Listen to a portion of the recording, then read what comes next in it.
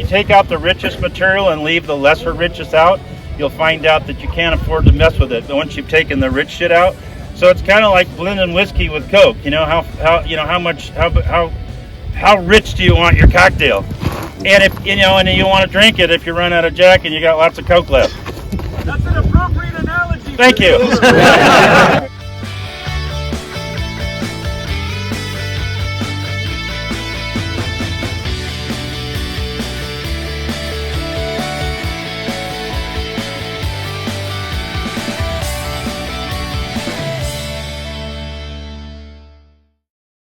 I don't have a lot of information, but this is one of Scott Martin's mines. Where did he go? The guy in the green shirt. This is one of his mines, one of his claims. There he is. Does he mine over here? The company that ran this operation, they ran all their products to the Baghdad mill. And then this area here was run by, this had a lot of bravos. There was 15 bars and 15 whorehouses probably. Because most of the mines are restricted from alcohol. You can't drink on the mining properties. So all the mines you can't drink on them. So they would all ride the train back on Friday night for a nickel per time or a penny to here. Yeah, but anyways, they mined all over through here. Yeah, and a lot of stuff he's referring to is Ragtown. And at the next stop, when we get up to the Red Dog mine, we'll talk about Ragtown. Ragtown's got a pretty interesting history, and it kind of filled this valley here to meet the miners' needs. All their various needs. So, I mean, that's about it. There's some interesting shoring and stuff up there, but it's pretty treacherous. Yeah, I wouldn't go in there. Yeah, I wouldn't either. It's well, you got to have a hard hat, or you wouldn't believe how hard the rock is when you walk into it. Yeah. Well, this is how we call the herd. We're gonna call the herd. We're gonna get rid of about 20 vehicles right here. But they mined underground because they didn't have heavy equipment. Back in the day, pick, shovel, and dynamite, and that's why they didn't just tear the mountain down. Today, I'd just blast that down and bench it and load it in the truck. I would never go underground. Yeah, there's a vertical shaft at the top and stuff. It's pretty cool. They did all that because they didn't have modern equipment. Yeah. So that is all your property right here? Yeah, it's about 6 square miles, I think. 6 miles. What minerals were they pulling out of here? This was real high in gold, lead, a lot of copper. 33% copper. You know what the gold to ratio? Yeah, I ran about an ounce a ton on the average. Actually, if you just took that mountain down, I've already tested it all. It runs about 0.10 an ounce if you just took everything away, the way it blends. Yeah. But see, they were high grading, so they went right in after that gold in that hole right there was running 6 to 12 ounces per ton. Oh, that's high grade shit. They were hand carrying it out. Matter of fact, some of the areas were so rich that the managers got rid of all the employees and went in and mined it themselves, because every wheelbarrow they pulled out was worth $50, but you could buy 3 or 4 homes with. Are you mining this yourself right now? I'm going to, yeah. Just this mine or other mines in the area? No, I'm mining this whole area. I am in the mining business. Yeah, I own several mines. Oh, okay, cool. Yeah. This is my first gold mine. Oh, right. It took me 15 years to buy this. How do you go about buying this? Well, I negotiated with the owner for 15 years, and he died, and his wife sold it to me. His name was Dr. James Rhoda, and he was a very interesting man, and he was one of the first pioneers in buying patented land instead of titled land, and he was really good at it. He ended up tying up a lot of Los Angeles and a lot of just massive amounts of property through patents that people had oversight. In other words, they were looking at title, but patents are actually stronger than title. This is patented land. That's why the national monument that's around it right now can't stop me from mining. And then they could condemn it and try to take it from me, but I got a $400 million appraisal, and I'll take $400 million for it. Yeah. But they have to pay me that much to take it away.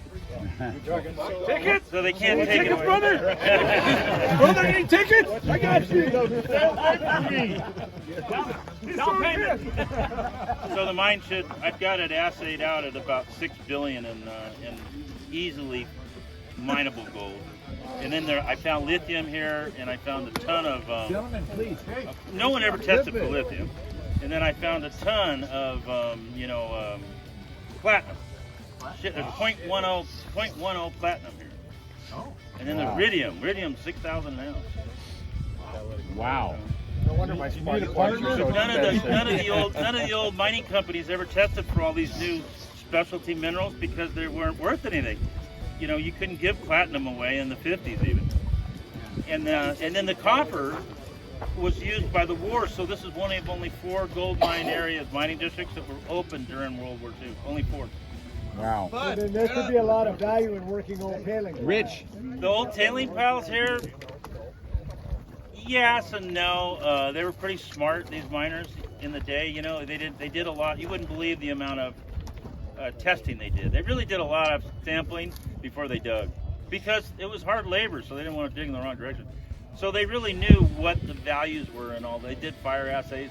There's a huge lab that's washed away, and you can find crucibles for 15 miles that way, you know, in the wash. So they had to have been doing a huge amount. Platinum and stuff like that. They didn't know anything about platinum. That's what I say. So if you work the tailing piles now, would you find that stuff? Depending Yeah, I on- suppose. Yeah. I mine 1,000 to 3,000 tons a day. So I'm that little mining pile, that pile right there past the Jeep. I go through that by noon. You know, not even noon. Now, do you test the old tailing piles for the platinum? No, but I'm doing it a little differently. I'm open pit mining, and I'm crushing everything down into 6-inch, and I'm shipping it up into North Las Vegas. So the averages will change according to that it's still profitable. But otherwise, you can buy $20 million worth of mining equipment, or you can use somebody else's and they just give you a check. No hassle. No, I own it. It's patented. No, leaching it. Are you leaching it? Or No, is it free mill? I invented a process myself that they never even knew about. You grind it down into micron 200, which is baby powder, and then the gold coagulates, and it turns into nuggets. It brings the gold out because it's so fine. So, and then the mill, the grind, if you will, makes little, just like if you had little fishing weights in a bunch of dirt, and you ground it, the lead would slowly, they would, adhere to each other. Right. So it re-nuggetizes, if you will. And then it falls out, so I'm blowing it off with air. Wow. New process. There is, if you want to capture more, but if you look at the math, and I'm a simple person, the investment in the process to take out that extra, 20% is, millions of dollars, so why bother? You can always change it and get better at it. But if you really want to start off a successful mine, in my idea, you better be profitable in the first month. What do you have to file to show you're working it? How do you prove I it? don't, because it's grandfathered in. So now you don't have to do shit. I have to do a reclamation permit, which That's what I've been I'm doing. And my first hurdle was the environmental for turtles, tortoises. Yeah. Because the desert tortoise folks put all their turtles here to try to stop me, and I caught them. And the problem is they serialized and GPSed 100 turtles, and they put 400 turtles here, and then fortunately they admitted to it. Wow. And the problem is they didn't GPS and serialize all of them. Oh, boy. If they had, then theirs would be theirs and the rest would be mine. Yeah. But because they didn't, all of the turtles that I have here are theirs, and they're responsible for them. And the county and the state and the feds have said that because they violated my rights and my landing rights by adding endangered species on my land, they now own them all and they can come take them anytime they want. And they gave me my okay. Wow. Yeah. But I caught him in an email. I swear to God, some fishing game lady sent me an email going, "We put those there."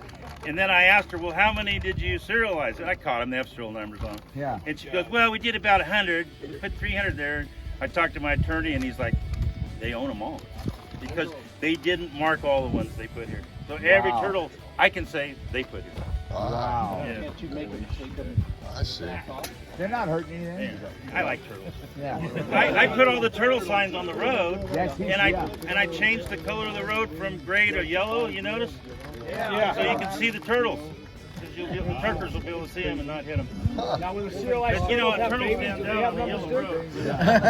Stands out on the road. You will never see it. Baby cereal. Scott, where did you get the product, the rock? Because you moved I took hundreds it of out of times. my mind. My son did it all. Oh, no way. Yeah, my older boy, with a very large, boater you got to climb up in. Yeah. He moved 60,000 tons of material on this road. This road has I 2 see it. feet of It's solid beautiful. rock and then 1 foot of sand so we can blade it with a blade. That's awesome. But the sand is so you can blade it. But when you go through those little creeks, Yeah. people don't know this, but they build an elevated road over a creek, Yeah. And as soon as there's a flash flood, that road, poof, it's gone. See ya. So what you do is you dig down about 6 feet and you solid rock it, and then you let the water, then you put the rock right at the natural level of the stream, and the water runs right over the road, never washes it out.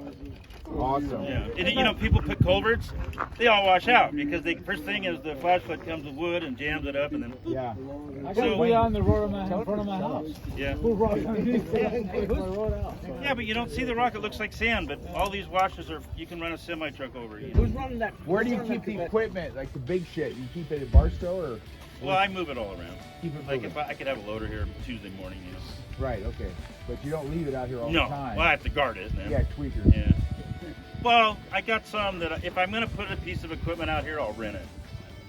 Yeah. Yeah. Smart guy. I have both the plan of operation and I did a SWIP, which is a stormwater prevention plan, and I also did all the other goodies that they require.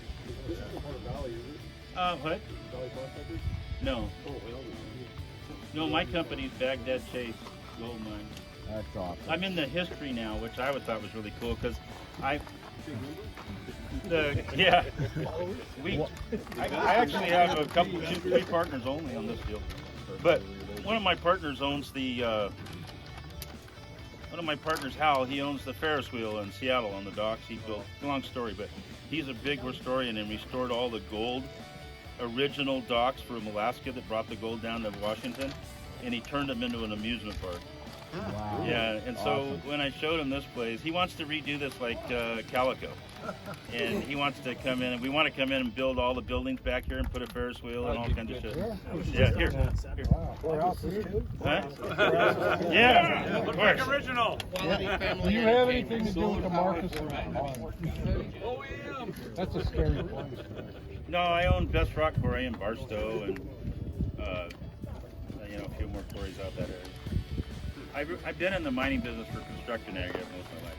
And then I'm pretty good at it, I'll have to say, pat myself on the back, you know, I make money.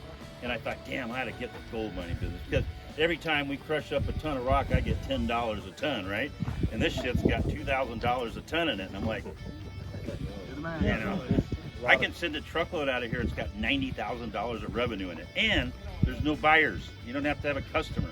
Yeah. It's instantly sold. So the biggest problem in business, as I'm sure you all know, is when you make something, you have to find a buyer. And then they want terms. They want to wait to pay you. And so when you pull gold out of the ground, there's no tax on it until you sell it.